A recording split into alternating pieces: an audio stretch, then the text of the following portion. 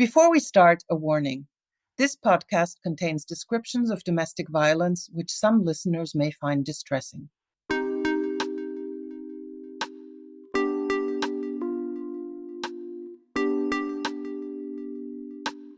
Welcome to OECD Podcast, where policy meets people.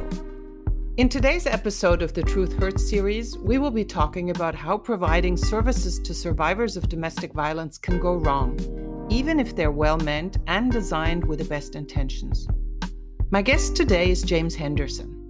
James, as a social worker, you ran the domestic violence and stalking unit for probation in Ann Arbor, Michigan. And for the past 10 years, you've been a trainer around gender-based violence, and you've worked a lot on improving the system's response to this form of violence. As part of your activities, you're also working with men who've used coercive control to prevent them from offending again as soon as they leave prison. Thanks for joining us, James. Thank you so much for having me here. I'm honored. James, let's start with a question that I ask all guests of the Truth Hurts series. What brought you to the issue of fighting violence against women? Can you tell us about your personal journey? It really probably started long ago. So my mother married very young when she had me, and her first marriage didn't last. Her second marriage, unfortunately, she married a man who for the first 5 years, he wasn't a batterer, he was a very controlling man. Once she became pregnant with his child, all of that changed. For some reason, something clicked in him where he felt far more entitled to use violence against my mother. Now he was stepping out on a relationship and cheating and doing things that he hadn't done prior to her pregnancy. So I think for some reason, he felt now she was captured. So we grew up in this home under a lot of fear, with yelling and screaming and things being broken, and my mother often getting hit or assaulted. The police were called numerous times. In those days, it wasn't illegal really to hit your wife. I mean, you could have been charged as an assault if the victim really went after it, maybe. But for the most part, police just told him to take a walk around the block, told my mom to calm down, never talked to his children. The abuse was really pretty horrific. I mean, to where she got her leg broken in a Kmart parking lot. And again, the police just drove us home. And the next day when my aunts took her to the hospital, he had fractured her leg. Finally, I'm now in 5th grade. I'm 9 years old. I think I'm a man. And he's assaulting my mother, and I get in the middle of it, which we know many kids do, right? They try to protect their mothers. And I get in there with the same veracity and the same type of vocabulary that he used against our family. Well, he wasn't going to tolerate that. And he hit me in the middle of the back, which collapsed me to the ground. I lost all of my breath. I was petrified. I'd never had the wind knocked out of me before. And he repeatedly kicked me after I fell to the ground. My mother freaks out. She starts screaming, worried that he could have caused internal damage to me, that I could have kidney problems, I could have a broken rib. So she takes me to the hospital, calls the police, and forces her way through him to get me medical treatment. It was the first time that I existed to the system. Like every other time, we were invisible. The police never asked a question. No one talked to us. Now, all of a sudden, 2 big police officers with guns come talk to me in a hospital room. They're pretty friendly. They asked me what happened. What did Andy do? What did I do? What did my mom do? I remember at one time they said, "You're a good kid." Usually kids from homes like yours. And that was like a double-handed compliment, right? They're telling me I'm a good kid, but they're also letting me know that I'm one of those people, right? I'm from across the streets. Mm-hmm. But I still liked them. They seemed like they were on my side. They said I would get to go home, and I was happy. The next thing I know, a social worker comes in and talks to me. She was pretty engaging, pretty friendly, and she asked me a variety of questions.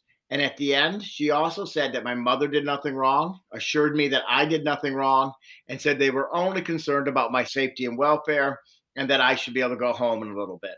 Like at 8 o'clock at night was when this assault happened. It's now 10 o'clock by the time the social worker leaves. So now let's speed it up to 1 o'clock in the morning. I'm still in this room because I had to get x-rays and I had to wait for the doctor to look at the x-rays. And I just want to be with my mother, right? And I asked the nurse, "Can I please talk to my mom? Can my mom come in here and sit with me?" And they're like, "Oh, no, honey, she's just outside. It will be a little while." And maybe 10 minutes later, a gray-haired old man came in and he says, "Hey, you're going home with me. Nice to meet you." And I'm like, "I'm not going home with you. You're nuts." And the nurse is like, "No, honey, you got to go home with this guy." And I'm like, "That's not going to happen." And I'm like, "I need to talk to my mom right now." And they're like, "Oh, honey, she went home hours ago." I tell you, if I could have sworn back then, the things I would have said to that person, I just remember thinking, like, how dare you? Like, you just told me she's sitting out in the front lobby. And so now I have this absolute terror and I'm furious. And so I'm like, I want to talk to my mom. And they're like, that's not going to happen. So I'm like, okay, fine. Let me talk to the police officers. They said I get to go home. And they're like, well, they're not here anymore. I go, I don't care. Call them, right? When you call the police, they come. And they go, they're probably home with their families. And I'm like, that's what I want to do with mine. And they're like, no, that's not going to happen. And I'm like, then I want to talk to that social worker lady. She said I got to go home. I did nothing wrong. And at this time, I'm literally starting to panic. And I don't think I'm hyperventilating, but I'm probably as close to hyperventilating as a young man could be. And you're only 10 years old, Yeah, right? I'm 10 years old. I'm in fifth grade and I'm crying and I'm like, I did nothing wrong. I did nothing wrong. Like, why am I being ripped away from my family? And they wouldn't let me talk to her either. She's the one who called us. So at that moment, I remember thinking, it was really my awakening that this system is not to be trusted, right? Police lie to you, social workers lie to you, the medical profession's in cahoots with them. Nobody is to be trusted. And I'm this powerless, scared little kid who wants nothing more than to protect his mother, who's worried about his mother, who's being ripped away from his mother's home because they said he's in too much danger. They also said that I was in so much danger, I had to go to a different school in a different community, and I couldn't talk to anybody. I couldn't talk to any family members, any friends. I was totally in hiding. And I'm 2.5 years older than my one sister, and I'm 9 years older than my other. My other sister literally was just 4 months old. And they ripped them away from my mother as well, thinking they were in danger. Mind you, Andy truly, in my opinion, isn't a child abuser. His real target was my mother. Andy's your stepfather, My right? stepfather. Yeah. So his target was always my mother. It was gender-based violence. I got assaulted because I interrupted that violence, right? So you could say there's abuse because we're exposed to this and there's the trauma that comes in the home, but he never targeted us kids. He targeted my mother. It was all about control and dominance over her. But they ripped my sisters away from the home and put them in a different community in a different foster care. And it's a lovely home. I mean, there's nothing wrong with this foster care home. But the next day I go to school, and what does everybody want to know? Right? They all want to know your story. Where are you from? Why'd you move here? What's going on? And I'm this scared kid that has no idea what do I say? I was kidnapped by the state. I have no idea how long I'm going to be here. I have no idea what's going on. No one can be trusted. It's just you're literally stuck here with all of this shame, knowing that you're one of the people from across the street, or across the tracks, however you want to say it, and have no one that you can talk to. So I ended up seeing a social worker that had been a social worker back at our own school, and I wanted to talk to her, and she didn't have time to see me. And I just literally fell apart, like, I have no one. My mom was told that she couldn't have visits with us until they got approved. She had to do some parenting classes and had to get qualified to have supervised visitation first. When, mind you, my mother, she doesn't even use physical discipline. She's a timeout mother. She's born again Christian, goes to church 3 to 4 times a week. She's never drank alcohol, doesn't do drugs. There was never a question that she neglected us, that she abused us. When I was harmed, she did immediate intervention at her own risk, right? Yet she had to earn the right to see us again. Finally, we get to go home. And I'm behind now because we studied different things for 6 weeks, right? So after 6 weeks, you return to your own family. We finally get to go home after 6 weeks. Mm-hmm. So you're a little bit behind school. They have me assessed, and the violence is still going on. Andy's still coming over, terrorizing my mother. He doesn't live there anymore. He's moved out and has a new mistress that he lives with who's pregnant. So we're kind of happy he's out of the home, but the violence did not stop in any way, shape, or form. He came over regularly. And they have me assessed by a psychiatrist and diagnosed me with ADHD. They now put me on medication. The violence happens again. We get ripped out of the home a second time. Again, all kids put in different schools. I fall further behind in school. Again, think about when I get to go home again, I got to go home again like 2 months later, again, return to my mother. And again, everybody wants to know where you've been, what's your story. What do I even tell my friends when I come back? Do I say I keep getting stolen from my mom because Andy keeps beating her up and the police won't do anything? So I have to get in the middle of it. And now I'm so far behind in school, they decide to put me in a special ed class just for 2 hours. And this time of school, you get a different hour for every class. So you have like science, you have math, and you go to a different teacher. Well, I was behind in reading and math. So I could go to my regular science class, I could go to social studies, all those, I could be with my regular classmates. But they wanted me to get help with my reading and spelling and help with my math. And they put me in a special ed class. I was so terrified of being seen as a slow kid and all the things that people said that I would sneak into that class late. I would wait until all of my classmates went into class and then I would go into school. So now they get mad at me. They have me see a social worker again. They diagnose me with defiant disorder and want me to go to counseling on Tuesday nights. Tuesday night used to be the day that I played baseball. And now all my friends want to know, where are you at, Jimmy? Why are you not here? And again, what do I say? Do I say I'm a screwed up kid who has to go see a social worker? And I remember being so angry at this system. So they have my mom doing parenting classes. They have me on ADHD medication. They have me seeing a counselor. They have me in special ed. And all these things were done by really well meaning people with well meaning policies. And everything made me feel more like a failure and it was my fault. And Andy used that against us. He would tell my mom, you are a worthless parent. You're horrible. Look at what they do to you. They've taken your kids away from you. How many parenting classes have you had to go to? How much counseling do you need? You're sick. You're a sick woman. Your kids are nuts. Look at your mentally retarded kid has to go to special ed. He has to be on drugs because he's so mentally ill. All these things, I'm feeling more at fault, more blamed by the system, more disempowered, more shame in my own community. I can't tell my friends. I can't tell my relatives. And if we know anything about ACEs, the absolute importance of having these protective factors around us, they're all being shredded and destroyed by this system that's meant to help me. Mm-hmm. And they're driving my mom further into depression. They're driving me into depression. The last time we went to foster care, they told my mom, if you let that man hit those kids again, you're not getting them back. Oh, my God. Mm-hmm. And my mother didn't know how to stop it. And this caused a lot of problems, a lot of therapy. She said, if you would keep your mouth shut, you wouldn't get hit, because she didn't know how to keep me out of it. In the end, my mom tried to commit suicide because she had no way out. There was no help for her. And so more shame on our family. So this is a long story to say how I got to where I come at this. But I think what I learned through that is that well-meaning people with well-meaning policies do devastating things to families and their children. And then they blame us. They blame us because we don't call the police and ask for help. They blame us because we don't show up to court. But every time we tried to ask for help, your intervention put us more in danger and emboldened the perpetrator.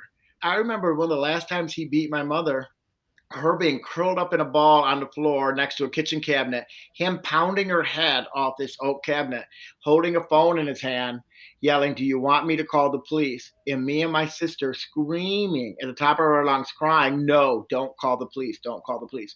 Because we knew he would beat her up for 10 minutes and it would be over, right? He would be out, he'd bring her candy tomorrow, and it would be peaceful for a while. If we called the police, we would never see her again. Thank you so much for sharing that with us. That's so horrific beyond belief. Do you remember when you shaped that thought that you wanted to do something about it and go and study social work yourself? We were really lucky. Andy disappeared, got a job out of state. And I ended up going and having a lot of problems, not doing well in school. I'm having difficulty, but I always knew I wanted to go to school. So I ended up getting into social work, never planning to work with domestic violence. I really was working with substance abuse. My biological father died from drunk driving when I was a young kid. And I thought if he hadn't died, our life may have been different. So I become a social worker, really learn about systems work, don't have a lot of respect for child protection at that time, and no desire really to work in it. But as I started working in addiction, so many of the people that were there had the same type of childhoods that I had. A lot of the women in addictions had history of rape, physical abuse. The men had histories of child abuse. And I ended up doing a placement in my master's degree at the probation department in Ann Arbor, Michigan. And I was a social worker for them. And the judge knew that I had a lot of interest in domestic violence. Every time there was a training, I would go to it. So she had asked my supervisor to request that I be lead that domestic violence stalking unit. I denied that job a couple times, and then the judges pulled me in and wanted to know why I wouldn't take this promotion. And it was the first time I ever told anyone my personal story. And I really loved the judge I worked for. She was amazing. And I go, please don't make me do this job. And I go, you will destroy my soul. And she goes, how can you even say that? We're trying to help people. And then I said, the system did nothing for my mom. I cannot work for a system that's going to harm victims and children. I can't. And so to her credit, she listened to me and she says, Jim, if you can bring me one policy, one procedure we do that causes that type of outcome, I will promise you that we will not implement that project. We will change that. Anything outside of breaking the law. So I said I would take the job only if they got me the same training that every single victim advocate got from the shelter, that I needed to know every service that was available to survivors and their children of domestic violence, how to access those resources. And I want to know who was doing that and how it was being interpreted by the people they were serving. I also wanted to get training outside of the state because, quite frankly, we didn't have good training here. And Michigan usually wanted us to spend our money in Michigan. And I said, we're going to have to spend our money elsewhere, right? I'm going to have to fly to California to get the training that I need. That's a really important point from a policy perspective, because there's a tendency to just remain with the budget and this is what you're going to do and not necessarily what's best for you, right? Yeah, and you needed to think beyond what we were doing, because we were doing the best that we knew how in Michigan. My biggest asset to the probation department was I had a slightly different lens than a lot of officers. We don't think about the collateral consequences to the victim, to the children, and to the community. And so every action and inaction constantly sends a message to the person causing harm, to the person who he's harming, and to the witnesses in that home, right? Who am I blaming for the violence? Who do I think is responsible by the violence? The other thing I think is we, unfortunately, as policymakers, we do things to people with good intentions, not with people.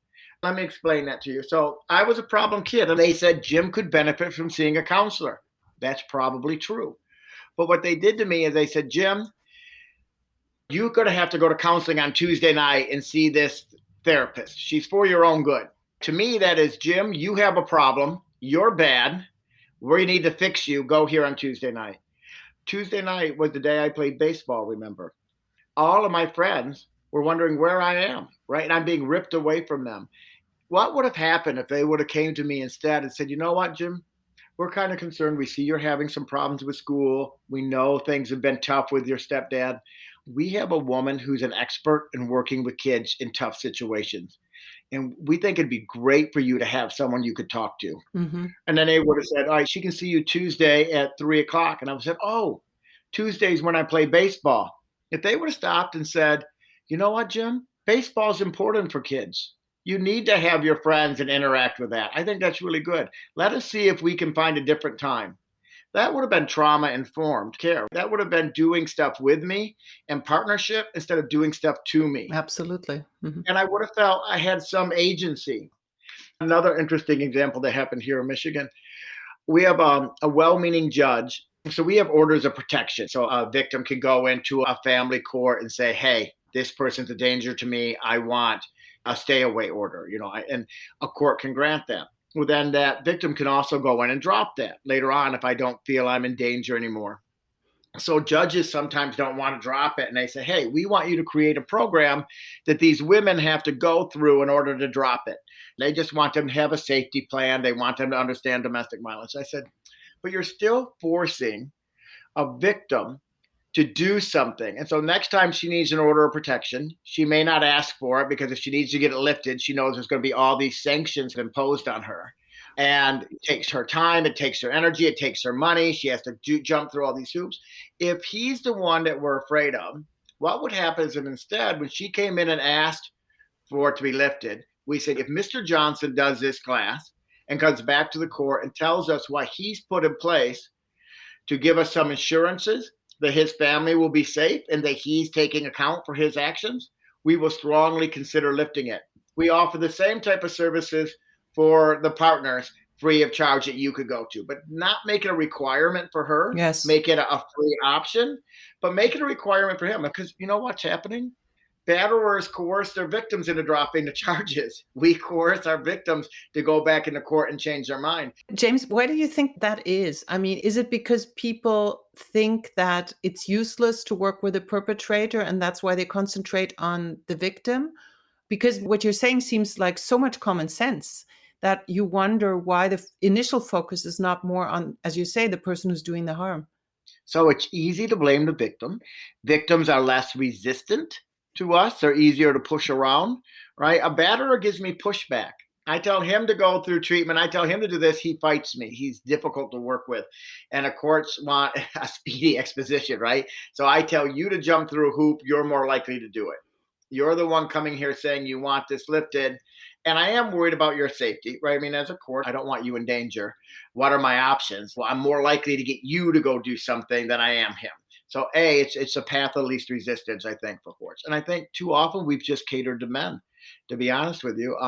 We don't want to inconvenience them. They're supposed to be out there being the breadwinners. We're going to interfere with that. We have to really break down those barriers to getting services. If I only have an agency that's open 9 to 5, and that's when my victim works or my offender works, that's not very trauma informed. That's not very engaging for the client. So we have to work different hours to accommodate family. So, Jim, now you're on the other side, right? Right. You're working on domestic violence and you're trying to change the system based on your experience. How difficult is that? What are the practical issues that you encounter when you're trying to change the system from within? I think a lot of people really do have good intentions. So once we sit down and discuss kind of the collateral damages, when people see they do that, they feel horrific. I told you a story that's 50 years old. I told that story 2 years ago, in Florida, in front of a bunch of child protection workers and school principals and teachers, and the principal started crying, saying, we do that to kids right now. So we needed to figure out how are we, to raise consciousness. Here's how we're impacting. This is how we're training victims and children to not participate. Our policies in probation were created 20 years before domestic violence was a crime. Not a single policy or procedure measured it against victim safety. So for us to go back through every single policy and say, how does this policy make families safer? If it doesn't, let's throw that away. I got training on how to do victim interviews with victim services.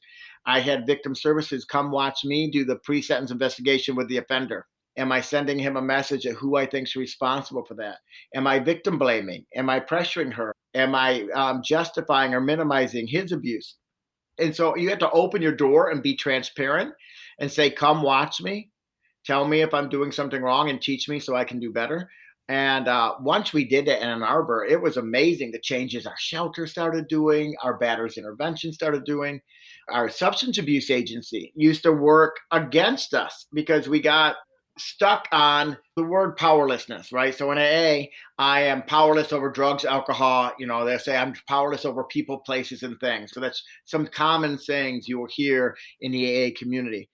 In domestic violence, it's all about power and control. We have power. So because of that slight language difference, we had one of the largest substance abuse provider in our county telling the judge not to send one of their clients to the domestic violence intervention program, that it would actually lead to his relapse and death because of their concept on powerlessness.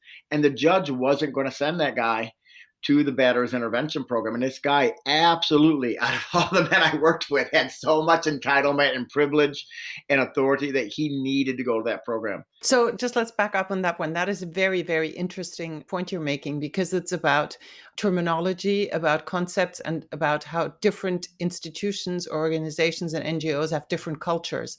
So can you just explain that again in a little bit more detail, how the two concepts differed? So you had the one concept applied by the Alcoholics Anonymous and another one by another group that was trying to help? Right. So you have the Alcoholics Anonymous, which is our largest provider, very well established, well respected organization who believes that as alcoholics, we are powerless over people, places, and things. And I'm powerless over drugs and alcohol, meaning that until I surrender and acknowledge my powerlessness, that my life will be unmanageable, right? It's become unmanageable because of my desire to try to control these things, and I need to surrender. In Batter's intervention, it's all about these men believe they have power and control. So they had written a paper about how the concept of powerlessness does not exist with men who batter. And somehow over that paper, the substance abuse community took huge offense to it. And I think they criticized the AA model on that powerlessness and said that they failed to acknowledge that. We're all very passionate about our jobs, right? So people who are in recovery, they've seen people die from this horrible disease, and they're very passionate. We have to save lives. We have to engage, and they've seen the steps in treatment change lives. And then you have the Betters women's movement, same thing. We've seen women die at the hands of men who weren't held accountable when the systems failed to provide safeguards for them. So we're very, very passionate. We both see this as life and death. When we have conflicts over language or over philosophies, we double down and we feel we have to. And then what happens, you had this standoff between two very well respected organizations that each had their own backers. And how was it resolved? So I called both leaders of these big organizations. And again, remember, I'm a line worker. I'm not a bigwig in this community. But I have the judge's name behind me now. So I'm like, I would like to meet in neutral ground. We can just take a lunch break and we can have this discussion. Luckily, both people came. We start with the yes. What do we all agree with? We all agree that substance abuse is a deadly disease, that people can die from it, and that people need intervention, support, and love. We also agree that no women should live in fear under coercive control, and that when that's left unchecked, sometimes women die. And even if they don't die, they may live a horrible existence in this world. And that's not just either. So we're totally in agreement. So we just start off with all the things that we agree, and then we slowly work towards, can we come to some neutral interpretation of this language? In the end, they actually did. Our substance abuse program, which was a large residential facility, would allow 1 day a week for batterers intervention providers to come in and do work with men on men's use of force and men's use of coercive control. And we would have victim services come in and work with women on trauma and how trauma impacts sobriety and how trauma impacts safety and how we need safety to be able to maintain sobriety. So instead of us now being at war with each other, we became partners with each other. And we're actually reaching a much larger base of people to talk about gender-based violence and its effects on the family and our community. That's a very hopeful story. So if you had a magic wand, Jim, what to change social services, what would you do? What are the 3 priority things that you would change that would really make a difference for a lot of people on all sides of the story? So first, I just think every single policy and procedure has a purpose and a meaning. And I have to think, when I do this policy, how is this being interpreted by the people I say I'm trying to help? Not what's my goal, what's my objective, what I want. Those are all wonderful. But remember, they had great goals with me. Nobody set out and said, let's screw up this kid. That was never their intent, but that was the outcome. So we need to work with the people we're trying to help. Really sit down and talk with our clients about how this is going to be interpreted. That's so important. That'd be the number 1 thing. The number 2 thing, make sure that I very much target the one causing harm as well. Remember, everything you make her do makes it look like it's her fault and she's the one with the problem. She's been told that on a daily basis. You're fat, you're stupid, you don't know how to make decisions, you can't do anything right. And now you offer her services, reinforces that. He's going to use that against her. Be aware of how it's going to be used against her and try to figure out how can we circumvent that. A lot of these men have no idea that all the things they do on that power and control wheel destroy someone's agency and destroys that relationship. They just think they're entitled to do that, and that's how people act. We don't understand how we pull our own trauma and pass it on to our children. And so when we have good fatherhood programs that look at the impact of violence on children, we could do that. So I guess, 1, focus on the perpetrator, the one who's causing harm. Thank you so much, Jim. You've given us so many pointers for better policies to really make a difference. And I hear the core message that you've given us for almost every area of your work is really talk to the survivors, include the survivors, co-create with the survivors, and make sure that you really don't do things that make the situation worse for them, even though you're thinking you're doing the best possible. So thank you so much, Jim, for sharing all of this, and in particular for sharing such difficult childhood memories. It's not easy to do that, and I really thank you for sharing that with us. It was an honor to be here. Thank you so much. To listen to other OECD podcasts, find us on iTunes, Spotify, Google Podcasts, and SoundCloud.com/OECD.